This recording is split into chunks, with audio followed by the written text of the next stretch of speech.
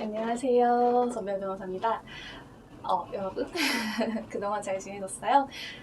제가 오늘 이제 일정을 좀 오전에 좀 정리를 하고 그리고 오후에 징계위원회를 이제 출석하게 되거든요. 이제 징계위원회 위원으로 이렇게 출석을 하게 되는데 그러면서 이제 여러분께 징계 관련한 말씀을 좀 드리고 싶다라는 생각이 들어가지고 오늘 이렇게 영상을 촬영하게 됐습니다. 제 지난번 뭐 여러 가지 해고라든지 이런 것들 보신 분들은 혹시 기억하실지 모르겠는데요. 징계하고 해고가 같은 규정에 있어요. 그래가지고 징계든 해고든 정당한 이유 없이 할 수 없거든요. 그런데 해고도 마찬가지로 이제 몇 가지 요건이 있지만 징계도 동일한 요건이 있어요. 첫 번째가 절차적인 요건, 두 번째가 내용적인 요건, 그리고 또 한 가지가 있어요. 해고랑 비슷한 건데요. 세 번째가 징계 양정이에요. 이게 약간 해고와의 차이일 수도 있는데 해고는 정말로 회사와의 관계를 단절하느냐 마느냐, 그래서 내가 더 이상 이 회사와의 관계를 가질 수 있느냐 없느냐, 그러니까 완전한 관계의 단절을 의미하는 거잖아요. 징계는 약간 달라요. 뭔가 해고의 일환으로서 징계를 할 수도 있겠지만 그거라기보다는 뭔가 이 사람과 회사의 관계는 유지하고 싶다. 그런데 이 사람의 어떤 행위가 굉장히 잘못된 부분이 있기 때문에 회사 차원에서 이것을 그냥 무조건 덮고 갈 수는 없다. 그렇다면 징계를 내려가지고 이제 이런 것들 재발을 방지하고, 그러니까 이분에 대한 재발을 방지함과 동시에 다른 회사 구성원들에게도 이런 행위는 있어서는 안 된다라는 시그널을 주는 거죠. 그래서 굉장히 중요하기도 하고요. 또 이제 예를 들면 성범죄라든지 몇 가지 것들이 있어요. 직장 내 괴롭힘이라든지 이런 것을 신고를 받게 되거나 인지를 하게 되면 사무처가 반드시 이제 어떤 조치를 취해야 되는 경우들이 있거든요. 법적인 요건에 따라서 징계를 해야 되는, 그러니까 해야 할 의무가 있는 그런 부분들도 있거든요. 그래서 징계는 정말로 회사의 인사 관련된 정말 중요한 그런 조치 중에 하나예요. 근데 실제로 이제 징계를 하다 보면 정말 많은 고민이 있어요. 이제 내부에서는 어떤 상황들을 전부 알고 있기 때문에 이것들을 징계할 것이냐 말 것이냐부터 굉장히 논의가 많을 거고요. 또 아무래도 징계를 담당하는 그런 직원분들도 또 혹은 임원분들도 사람이잖아요. 그러다 보니까 저 사람에 대한 감정, 예를 들면 좋은 감정이든 좋지 않은 감정이든 이런 것들이 들어가게 되면 객관적으로 좋은 결과가 나오기 좀 어렵잖아요. 그러다 보니까 저희처럼 이렇게 인사노무에 전문적으로 이제 계속 하고 있는 이런 외부 전문가를 영입을 해가지고 위원으로 같이 이제 초빙을 해서 판단을 하는 거죠. 서류를 쭉 보고 그다음에 이제 말씀을 듣고 그렇게 소명 기회를 준 다음에 정말로 이 사람을 징계해야 될 것이냐. 첫 번째, 징계를 할 사유가 되느냐. 그리고 두 번째는 징계를 한다고 했을 때 그러면 그 징계 수위는 어느 정도인가 라는 것들을 결정을 하게 돼요. 그래서 위원회가 열리면 이제 여러 가지 것들을 심사를 하게 되는데요. 이처럼 징계를 할 때 여러분들이 기억하셔야 될 게 있어요. 그러니까 징계를 담당하시는 인사위원이든 아니면 내가 이제 근로자로서 징계를 뭐 예를 들어 위원회라든지 이런 게 열려서 내가 소명을 하러 가야 된다라고 했을 때 주의 깊게 보셔야 될 게 몇 가지가 있는데, 첫 번째가 절차예요. 되게 이렇게 좀 낯설 수 있어요.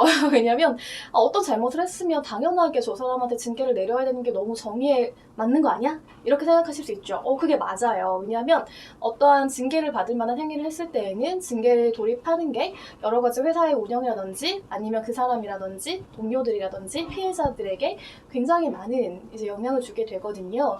그런데 징계의 내용은 굉장히 타당해요. 징계 사유가 됨에도 불구하고 징계 절차의 규정이 몇 가지가 있거든요. 그러니까 예를 들어서 여러분 10인 이상이면은 그 취업규칙이라는 게 있거든요. 그래서 회사에 뭐 여러 가지 규정들이 있어요. 말 그대로 취업규칙이라고 한 데도 있고 인사규정, 징계규정, 보수규정, 사무처리 규정 이렇게 규정들을 여러 가지 두는데 그 중에서 징계규정하고 인사규정 같은 것들이 있거든요. 거기 보시면 징계 절차가 쭉 나오는 경우들이 있어요. 그래서 뭐 예를 들어 며칠 전에 통보를 해야 된다라든지 서면으로 꼭 이렇게 이유를 설치해야 된다든지 몇 가지 그런 규정들이 있거든요. 그걸 지키지 않았다. 그러면 내용은 두 번째예요. 내용은 두 번째고 절차 지키지 않았어? 그럼 이 징계 무효야. 효력이 없어. 라고 이제 판단되는 경우가 많아요. 그러면 저 사람 분명히 잘못했는데 징계를 받지 못하는 게 타당한가? 좀 이상하죠. 그랬을 때는 재징계를 할 수 있는 경우들도 있어요. 절차를 갖춘 다음에 이제 해고도 뭐 비슷하고요. 그렇지만 어쨌든 절차를 갖추지 못하면 이 절차, 징계 절차에 이제 효력이 없다, 징계 절차의 위반으로 효력이 없다라고 판단된다는 거죠. 절차는 딱 보니까 성실하게 잘 거쳤어요. 이제 인사팀도 굉장히 잘 꼼꼼하게 확인을 했고 현업부서도 확인을 다 해가지고 이제 뭐 징계위원회까지 잘 열렸어요. 근데 내용을 딱 봤더니 몇 가지 요소들이 있거든요. 근데 그 중에서 일단 첫 번째는요. 이분의 행위를 딱 봤어요. 근데 아까 그 징계 규정들 있잖아요. 거기 보면 보통 회사에서는 별표로 이제 어떤 행위에 대해서 징계 수위가 나와요. 이게 뭐 심할서 진고인 건지, 예를 들면 견책인 건지, 아니면은 뭐 여러 가지 그 정말로 정직을 해야 되는 건지, 정직도 뭐 일주일인지, 한 달인지, 세 달인지 뭐 이렇게 나오고, 그 다음에 이제 해고를 해야 되는지 여러 가지 판단 요소들이 막 있거든요. 근데 거기 봤는데 아무리 봐도 이번엔 경징계감인 거예요.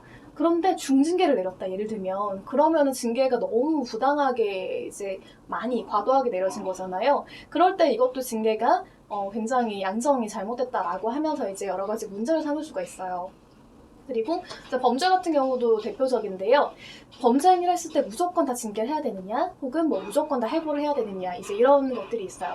그럴 때는 회사의 업무하고 관련성이라든지 이 사람의 그 범죄 행위의 중대성이라든지 몇 가지 것들을 봐요. 그래서 정말로 회사의 신뢰를 좀 훼손시켰다라고 한다면 이제 경징계로 가는 경우도 있고요. 이 사람하고 도저히 이런 것들을 봤을 때 우리 회사의 신뢰도뿐만 아니라 우리 회사 역시 저 사람을 믿고 일을 맡길 수 없다, 같이 갈 수 없다라고 생각되는 경우에는 진짜 해고까지 이르는 경우도 있거든요. 그러니까 이렇게 사람마다 좀 다르다라고 알아두시면 돼요. 근데 이제 이 허들을 다 넘었어요. 그러니까 징계 절차도 있고요. 징계 절차 잘 지켰고 징계 사유도 있어요. 딱 보니까 근데 좀 과도하다. 아까 제가 말씀드린 것처럼 이 사람의 행위는 그냥 뭐 정직? 뭐 많아야 정직 한 일주일? 요 정도 한 달? 요 정도 받아야 되는데 해고를 했다. 예를 들면 아니면 뭐 견책 정도를 해야 되는데 갑자기 정직 3개월이 나왔다. 이거 어마어마한 차이거든요. 그럴 때 어떻게 할 것이냐. 징계 양정을 잘못했다라고 해서 그 부분도 마찬가지로 구제 신청을 할 수가 있는 거죠. 그래서 징계는 이렇게 세 가지 허들을 전부 거쳐야만 그 효과가 적정하게 이루어질 수 있다는 거를 좀 알아두시면 좋을 것 같아요. 그래서 여러분들이 만약에 인사 담당자라면 이 부분 꼼꼼하게 체크하시는 게 좋고요. 그리고 근로자분들도 마찬가지인데 특히 이 규정을 잘 보세요.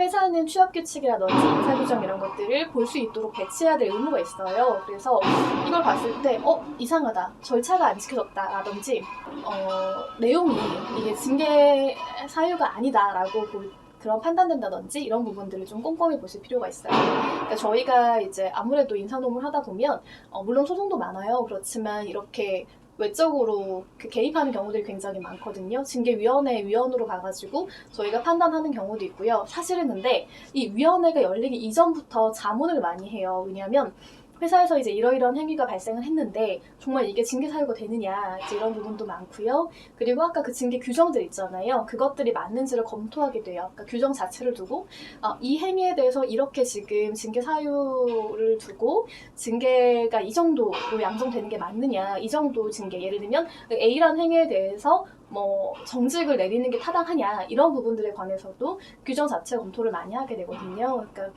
여러분들이 정말 애매한 경우에는 이런 것들을 미리 검토 받으시는 게 좋아요.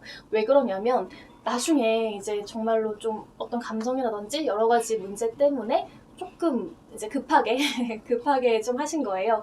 그랬을 때 정말 문제가 뭐냐면 억울한 사람이 생길 수도 있고요. 그리고 이제 그럴 때 나중에 부당하다, 이 징계가 부당하다라고 하면서 구제 신청을 하는 경우들이 꽤 많아요. 그럼 결국은 근로자분은 근로자분대로 굉장히 오랜 시간 동안 좀 힘드셔야 되는 부분이 있고, 회사는 또 회사 나름대로 이 사람 징계 사유가 있음에도 불구하고 몇 가지 절차라든지 혹은 뭐 양정이라든지 이런 것들을 잘못했기 때문에 다시 해야 되는 경우들이 있고요. 정말 복잡한 경우가 너무 많이 생겨요. 그러니까 꼭 이 부분을 잘 기억하셨다가 여러분들이 좀 애매한 경우에는 확인도 좀 해보시고 자문도 받으시고 그리고 절차 잘 지키시면서 이런 것들을 좀 진행하시면 더 좋겠다라는 생각이 들어가지고 오늘은 징계에 대해서 조금 일반적인 부분들을 말씀을 드렸습니다. 지금 굉장히 시끄럽죠? 실은 요즘 저희 사무실 인근에서 지금 계속 공사 중이어가지고 제가 새벽에 일찍 나오는데 이제 아무래도 소리 나고 이런 것들은 새벽에 많이 하시더라고요. 그래서 약간 제 목소리가 잘 들리실지 조금의 걱정은 되는데 아무튼 빨리 공사가 잘 마무리돼가지고 저도 여러분과 조금 더 깨끗한 음질로 만나뵐 수 있으면 좋겠네요. 네, 이번 한 주도 즐겁게 보내시고요. 저는 곧 또 다시 찾아뵙겠습니다. 감사합니다.